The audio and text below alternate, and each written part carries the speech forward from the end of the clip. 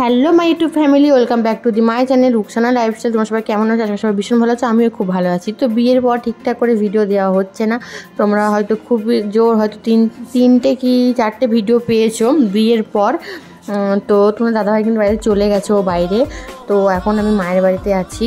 আর এই ভিডিওটা কিন্তু অনেক আগের ভিডিও, তো এটা আমার এডিট করা হয়নি। তো আজ দেখলাম ভিডিওটা আছে, তো তাই ভাবলাম এডিট করি আর ভিডিওটা আপলোড করি। কারণ কিছুদিন ধরে মানে একটু শরীরটা ঠিকঠাক ছিল না, তো সেই কারণে ভিডিওগুলো আপলোড করতে পারিনি। আর তোমরা এটা বুঝতেই পারছো, অনেক দিনের আগের ভিডিও আমি বলছি। এটা হচ্ছে বিয়ের তোমার হচ্ছে 1 সপ্তাহ পর এই ভিডিওটা। তো এই যে দেখতে পাচ্ছ এখানে দুটো আইসক্রিম নিয়ে এসছে তোমাদের দাদাভাই। তো আমি ওকে বললাম আমলের কোন আইসক্রিম, ভীষণই গরম ছিল তখন। তো ও নিয়ে এসেছিল। আর আমি তোমাদের আগেও বলেছি, ও যদি বাইরে যায় তো আমার জন্য নিয়ে আসবে আমলের আইসক্রিম। তো এই যে ও একটা, আমি একটা নিয়েছিলাম। আর দেখতে পেলে আমি ওকে কেমন ভাঙাচ্ছিলাম। আর আমাদের মধ্যে টুকি নাকি তো এরকম হয়েই থাকে। আর ভালোবাসার মধ্যে আগেও বলেছি যে ভালোবাসার মধ্যে ঝগড়া, খুনসুটি, তারপর হচ্ছে রাগ, অভিমান, এগুলো সব থাকতে হবে, সব মিশিয়ে থাকতে হবে, নাহলে সেই ভালোবাসাটা জমবে না। আর এদিকে দেখো, এই যে এখন আমরা বিকেলের দিকে ঘুরু করতে বার হয়ে গেছি। আর যে কদিন আমরা ছিলাম মায়ের বাড়িতে, আমরা বিকেলের দিকে মানে ঘুরতেই গেছিলাম। তো বেশিরভাগই মোমো খেয়ে এসেছি, তোমরা হয়তো ভিডিওতে দেখেছো। তো এই যে দেখতে পাচ্ছ এখন আমরা যাচ্ছি, তো লং ড্রাইভে যাব। এখন জানি না যে কত দূর যাবো, যেদিকে দু চোখ যাবে, যেদিকে মন যাবে চলে যাব। তো শুধু মানে কী করবো, ঘুরবো।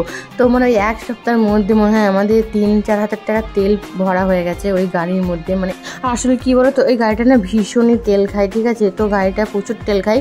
তো একটু যদি যায় 10 মিনিট রাস্তা, 20 মিনিটের মানে তেল সঙ্গে সঙ্গে শেষ হয়ে যায়। তো সে কারণে প্রচুরই আমাদের তেল ভরতে হয়েছিল। তো যেহেতু লং ড্রাইভে যাচ্ছিলাম হাজব্যান্ড ওয়াইফ মিলে, তো সেই কারণে আমরা তেল ভরেছি বললাম 4000 কি 3000 তেল মানে ভরাই হয়ে গেছিলো। তারপর এইদিকে দেখো, এই যে মানে রাস্তার মাঝে একটা দোকান দেখতে পেয়েছিলাম, চায়ের দোকানটা। তোমার দাদাভাই বললো চলো চা খাই, কারণ তোমার তো মাথা ছাড়বে না চা না খেলে। সত্যি মামার মানে ভীষণই মাথা যন্ত্রণা করে, এমন একটা অভ্যাস হয়ে গেছে, চা না খেলে মাথায় ছাড়ে না। আর এদিকে দেখো এনার চালু হয়ে গেছে সিগারেট খাওয়া। তো আমি সেরকম কিছু ওকে বলি না, কারণ ও বেশি খায় না, অভ্যাস। ওই মাঝে সাঝে ও একটা খায়, তাও সিগারেট, বিড়ি খায় না, তাই কিছু বলি না। তো এই যে দেখো এখন আমরা একটু রাস্তায় দাঁড়িয়েছিলাম। তারপরে এই যে এখন এখান থেকে যাব হচ্ছে মোমোর দোকানে। তোমরা তো জানো আমরা পারোলের দিকে ঘুরতে আসলে মোমোর দোকানে যাবোই। আর এই মোমোর দোকানে সত্যি মোমোর দারুণ বানায়, স্যুপটাও খুব সুন্দর হয়। তো যে কদিন আমরা ঘুরতে এসেছি তোমরা হয়তো ব্লগে দেখেছো, আমরা এখান থেকে মোমো খেয়ে গেছি, হয়তো নিয়ে গেছি, বেশিরভাগই নিয়ে গেছি। তো এখানে মোমো প্যাক করছিল উনি।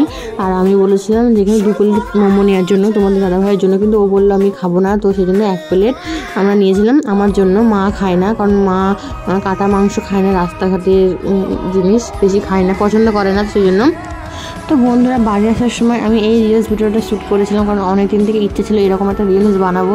তো বন্ধুরা আজকের মতো ভিডিওটা এই পর্যন্তই ছিল। তো সকলকে টাটা, দেখা হবে নতুন একটি ভিডিওর সঙ্গে।